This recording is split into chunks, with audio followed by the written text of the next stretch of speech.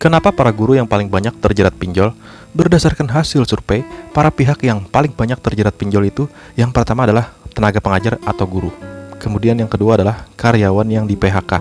Dan yang ketiga adalah ibu rumah tangga. Berdasarkan persentasenya, tenaga pengajar ini berada di angka 42% dari total orang-orang yang terjerat pinjol. Nah, itu lumayan besar guys angkanya. Lantas apa penyebabnya? Penyebab pertama sudah pasti itu karena penghasilan yang tidak mencukupi untuk membiayai kebutuhan hidupnya. Nah, karena penghasilan yang tidak mencukupi, maka mereka mencari alternatif lain yang lebih mudah, yakni dengan cara pinjaman online. Seperti yang kita tahu, gaji guru atau tenaga pengajar itu termasuk yang paling rendah di antara PNS di bidang yang lain. Belum lagi tenaga pengajar honorer yang mana gajinya lebih rendah lagi daripada para tenaga pengajar yang PNS tadi. Artinya, pinjol menjadi solusi instan mereka untuk mendapatkan dana guna mencukupi kebutuhan hidupnya. Itu alasan yang pertama. Kemudian alasan kedua adalah kebanyakan tenaga pengajar yang terjerat pinjol ini adalah yang berusia di bawah 40 tahun. Artinya termasuk di generasi milenial. Artinya mereka mengerti yang namanya teknologi digital, aplikasi, dan hal-hal yang berkaitan dengan itu.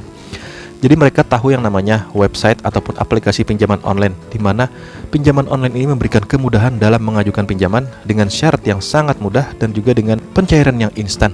Alhasil mereka yang paham dengan teknologi ini, para guru yang usianya di bawah 40 tahun ini bisa mengaksesnya dengan sangat mudah, dan dengan mudah juga mereka mengajukan pinjaman online karena mereka mengerti tata caranya, mengerti cara bagaimana memenuhi syaratnya, mengerti cara pengajuannya dan lain sebagainya.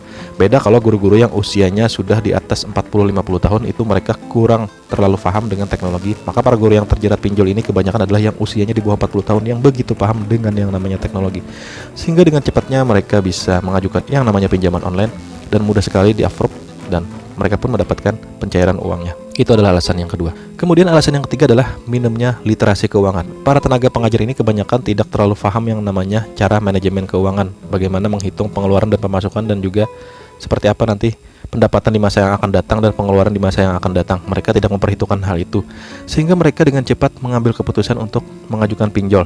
Padahal yang namanya pinjol itu di awalnya saja terasa senang, terasa happy karena mendapatkan uang, namun nanti di ujung-ujungnya, di belakangnya itu akan terasa sangat berat karena bunganya yang sangat besar. Belum lagi biaya awalnya juga sudah ada memotong dari pinjaman tersebut. Alhasil senangnya di awal, nanti di akhirnya baru terasa beratnya. Karena literasi keuangan mereka yang kurang bagus, mereka tidak melihat hal itu. Mereka hanya melihat di awalnya saja, namun tidak memperhitungkan bagaimana nanti akhirnya, sehingga mereka terjerat yang namanya pinjol. Oke guys, itulah dia 3 alasan berdasarkan analisa saya kenapa kebanyakan tenaga pengajar yang terjerat pinjol di Indonesia. Jika teman-teman memiliki sudut pandang lain dan analisa lain, jangan sungkan untuk berkomentar di kolom komentar video ini. Jadi sekian dulu video dari saya, semoga bisa memberikan pencerahan. Jangan lupa di like, di share, dan di subscribe channel ini. Dan sampai jumpa di video-video selanjutnya. Terima kasih sudah menonton video ini. Jangan lupa di like, di share, dan di subscribe channel Online Pedia TV, biar kamu gak ketinggalan video-video terbaru dari kita.